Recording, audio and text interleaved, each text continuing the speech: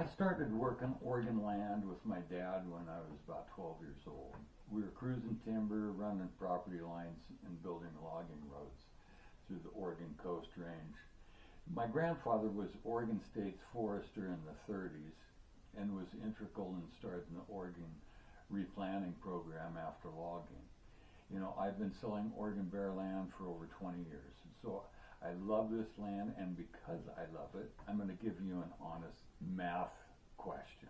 Okay, so the honest math.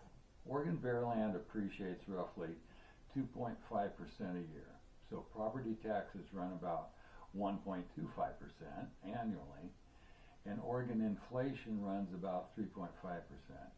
So real annual return on bear land is negative 2.25%. So on a $400,000 parcel, that's a $9,000 in purchasing power loss per year. So every year the land generates no income. Every year you pay taxes and insurance on it.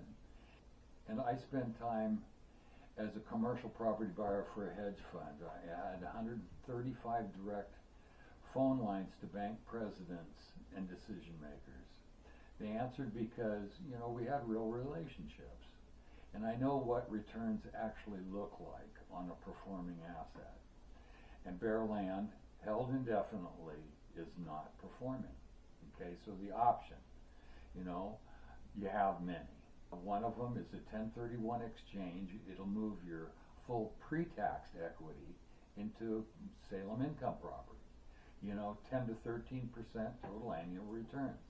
No capital gain tax on the transaction. You know, so call me before you make any decision about your Oregon land. You know, I'll run the real numbers for your specific parcel, free. I'm Al Cronemiller, Oregon land specialist here at MORE Realty in Salem. Give me a call. My number is 503-949-5025, and, you know, I always answer.